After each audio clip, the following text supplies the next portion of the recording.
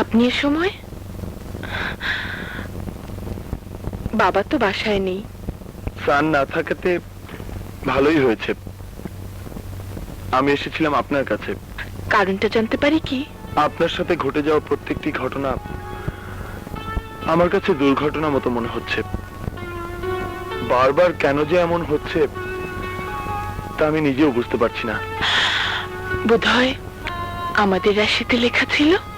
কি জানি, আমি কিন্তু ভীষণ অস্বস্তি বোধ করছি। নিজেকে অপরাধী বলে মনে হচ্ছে। বিশ্বাস করুন, এসব আমার ইচ্ছাকৃত নয়। কে আপনাকে সাফাই গাইতে বলেছে? আপনি দেখছি এখনো রেগে আছেন। দেখুন, আপনি যদি সবকিছু সহজভাবে মেনে না নেন তাহলে আমার আর স্যারের কাছে পড়তে আসা হবে না। কেন? আমার সহজ হওয়ার সাথে আপনার পড়াশোনার কি সম্পর্ক? আমি ঠিক স্বাভাবিক হতে পারছি না। পদে পদে বিব্রত বোধ করছি। প্লিজ, আপনি একটু সহজ হন। আমাকে আর ভুল বুঝবেন না। আমি কিন্তু বাজে ছেলে নই। কে বলেছে আপনি বাজে? আপনি সত্যি খুব ভালো ছেলে, যাকে বলে গুড বয়।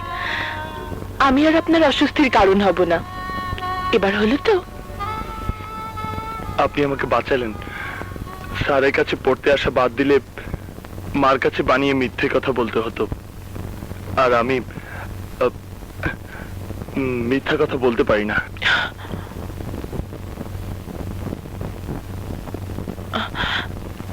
এখন তো আমাদের ভাব হয়ে গেল। তাই লক্ষ্মী ছেলের মতো স্যারের কাছে পড়তে আসবেন। পড়াশোনায় ফাঁকি দেবেন না কিন্তু, কেমন? আসি।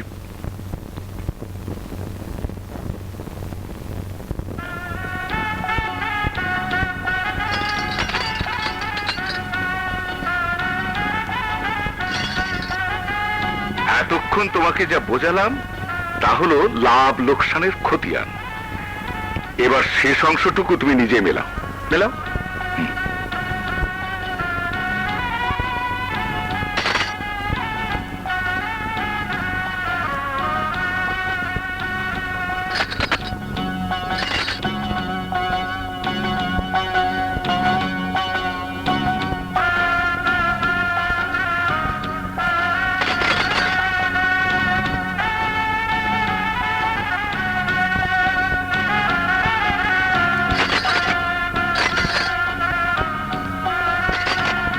কিরে মা, চা দিলি না আমাদের?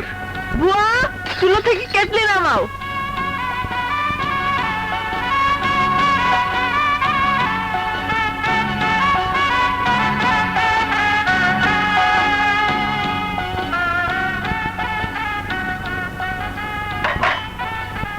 বাবা, গায়ে হলুদের অনুষ্ঠান থেকে ফিরতে একটু রাত হতে পারে।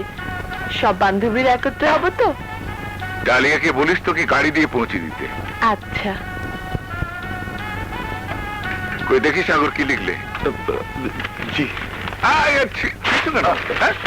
না স্যার, শেষের লেখাটা ঠিক হয়নি। হ্যাঁ,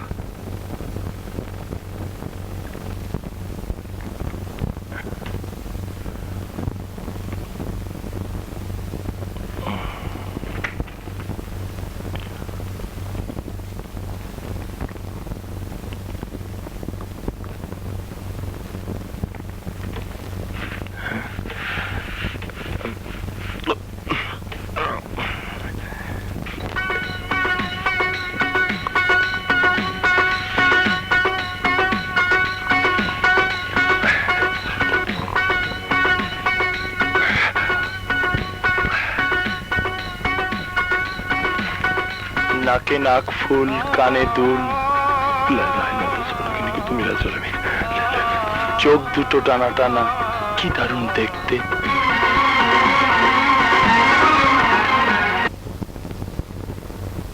কে? পানি স্যার। আরো পানি খাবে? জি। খাও। কিছুই গুছিয়ে লিখতে পারোনি। তোর মনোযোগ কোথায় ছিল? হ্যাঁ, মনোযোগ তো ঠিকই ছিল, তবু লেখাটা এমন হলো কেন? খাও খাও, পানি খাও। Thank you. আরো খাও।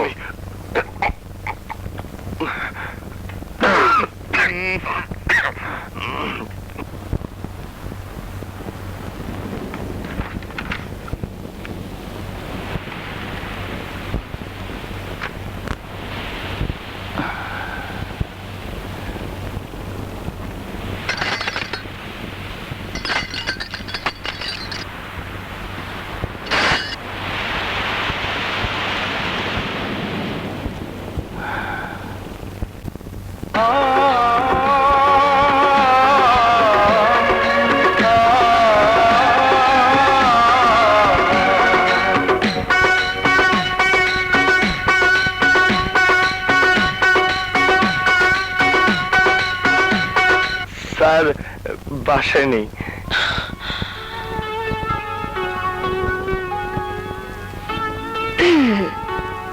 স্যার বাসায় নেই, বাবা এক্ষুনি এসে পড়বেন, আপনি আসুন। তা ছাত্র দেখছি আজ একটু আগেই পড়তে এসেছে, পড়াশোনায় এত মনোযোগ। হ্যাঁ ঠিক, আসলে সেদিনকার নোটটা খুব কঠিন ছিল, বুঝে উঠতে পারিনি। আচ্ছা, তা আপনি যে নোটটা নিজে লিখে স্যারের মেয়েকে দিয়েছিলেন, সেটা কি আপনার স্যারকে দেখাবো? জি, ওই নোটটা? জি, এই নোটটা। প্লিজ ওটা বের করবেন না, ওটা যেখানে আছে সেখানেই রেখে দিন। ঠিক আছে, আপনি যখন বললেন রেখে দিলাম।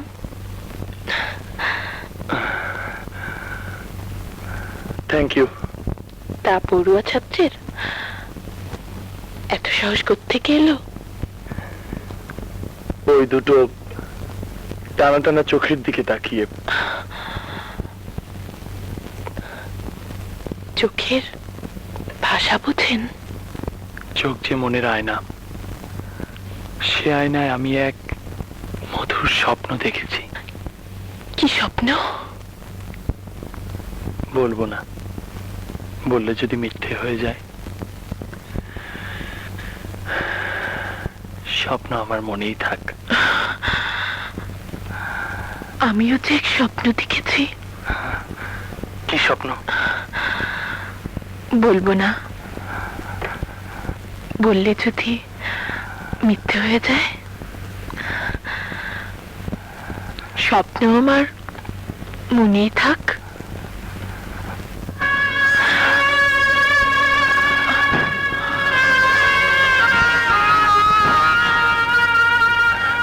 মানবী,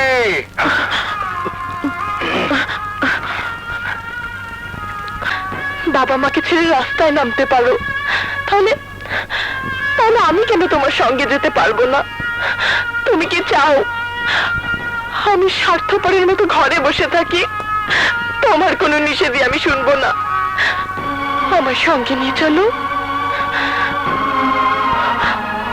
আমি সত্যি ভাগ্যবান, আমি জানতাম না নদী সাগরকে এত ভালোবাসে।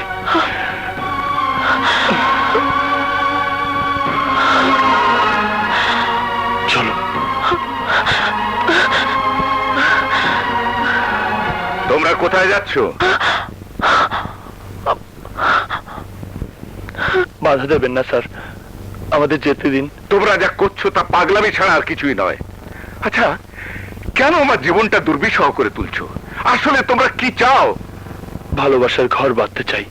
শোনো মাই বয়, ভালোবাসার যেমন দাবি আছে, জীবনেরও তেমনি চাহিদা আছে।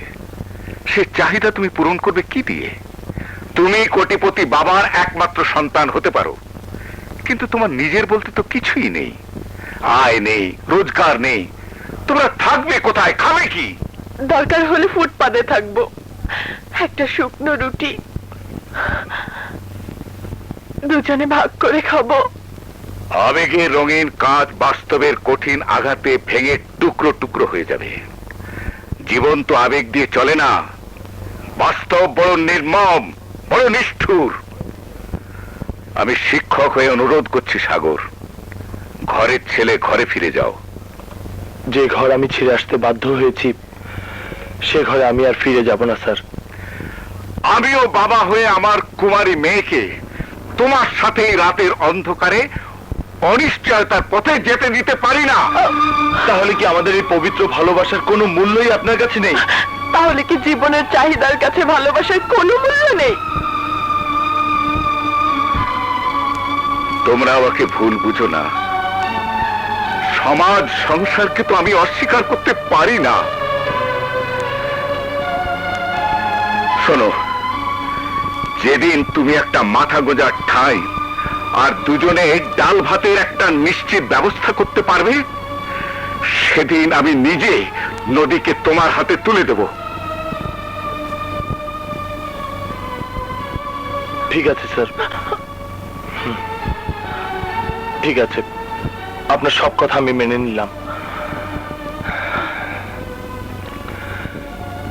আমাকে দোয়া করবেন। সাগর,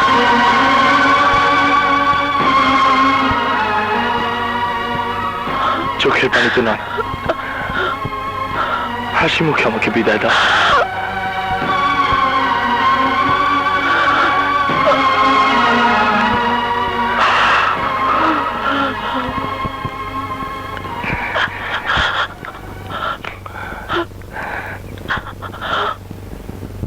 আসি,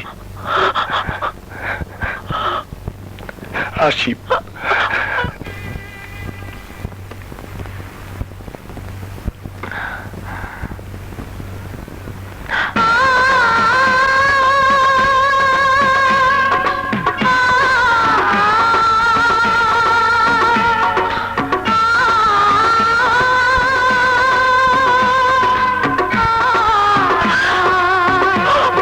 সাগর, নদী, সাগর,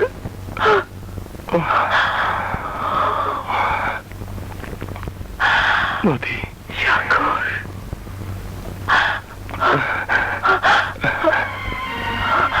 নদী, আমি কাজ পেয়েছি। তোমার জন্য মিষ্টি আর এই মালাটা এনেছি।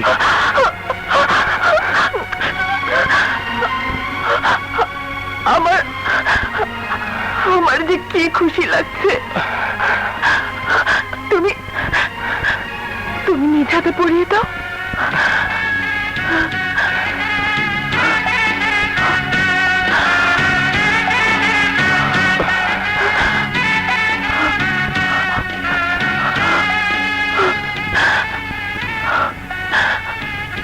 আমিও যে তোমার জন্য একটা উপহার রেখেছি।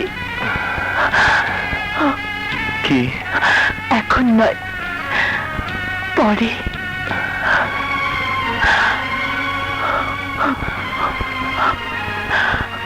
সাগর, আমার জন্য না জানি তোমাকে কত কষ্ট করতে হচ্ছে। চাঁদ চেহারা তোমার প্রিয়া, আখি দুটি গড়া বিচলি দিয়া, নয়নের এক এক চাহনিতে সাত ঝাঁকে মরে যেতে। অমন করে বললো না,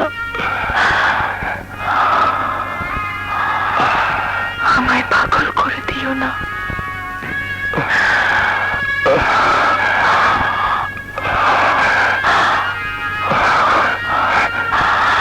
আমায় পাগল করো না। নদী, নদী,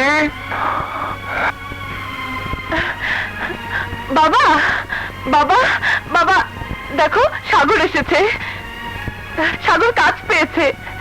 আমাদের জন্য মিষ্টি আর আমার জন্য মালা এনেছে।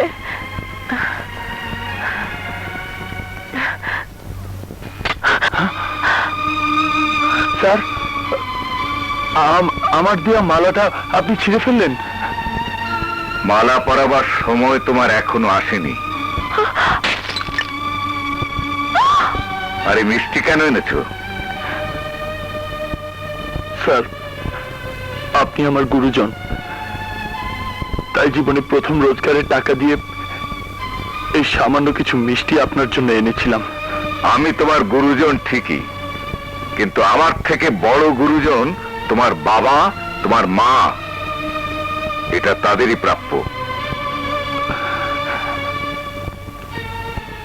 আমার ভুল হয়ে গেছে স্যার,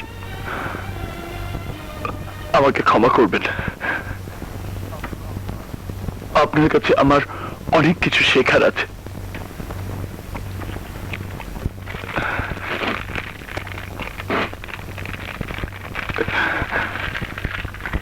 আসি স্যার।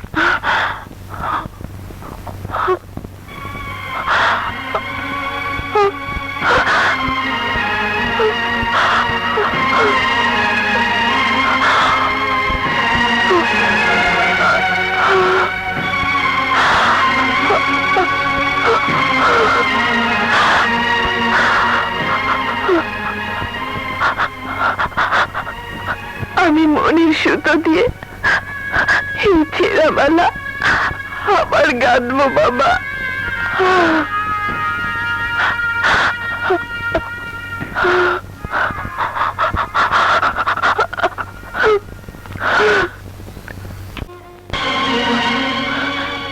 মধু ভাই, আপনি ভেতরে আসুন। তমুকু বাসায় ঢোকনের সাহস আমার নাই, কিন্তু বাধ্য হয়ে আইছি। ছি, এ আপনি কি বলছেন? তুমি আমাকে ছোট সাহেবরে ফিরে আনো। আমি স্বার্থপর নই মধু ভাই, আপনাদের ছোট সাহেবকে আমি কেড়ে আনিনি। যেদিন থেকে ছোট সাহেব বাড়ি ছাড়ছে সেদিন থেকে আমার মুখে কোনো খাওন ওঠে নাই, চোখের পানি শুকায় নাই। তারে ফিরে আনতে আম্মা গ্যারেজে গেছিলেন, ছোট সাহেব আসে নাই। ছোট সাহেব গাড়ি চালায়, নিজে রান্না করে খায়, বস্তির এক মেসে থাকে। এত কষ্ট সহ্য হয় না। আমি এক গরিব ঠাকুর, হাত জোর করে মিনতি করতেছি, ছোট সাহেবরে তুমি ফিরে আনো, নাইলে পোলাটা মরে যাইব।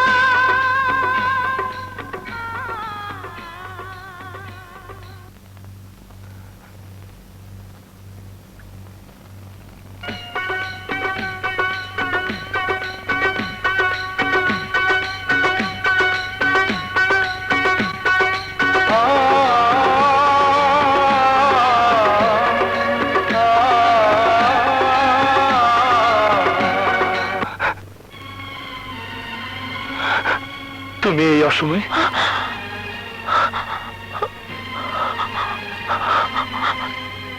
তোমার কাছে এসেছি।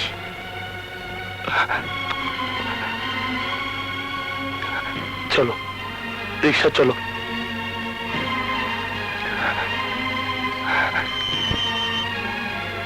ভাই থামো, থামো।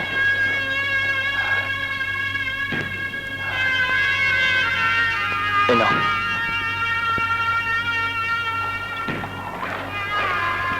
এবার বলো, কেন এসেছো? তোমাকে ফিরিয়ে নিতে। এটা কি বলছো নদী? ভালোবাসার মূল্য যে তোমাকে এভাবে দিতে হবে তা আগে ভাবিনি। মধু ভাইয়ের মুখে আমি সব শুনেছি। তুমি তুমি ফিরে চলো। তোমার এত দুঃখ, এত কষ্ট আমার আর সহ্য হয় না। তুমি এভাবে ভেঙে পড়লে আমি প্রেরণা পাবো কোত্থেকে? আমি যা করছি তা ভালোবাসা এমন কি কঠিন কাজ? ভালোবাসার জন্য মানুষ কি না করেছে। রাজা সিংহাসন ছেড়েছে, অনেকে জীবন পর্যন্ত দিয়েছে। সে তুলনায় আমি তো কিছুই করিনি।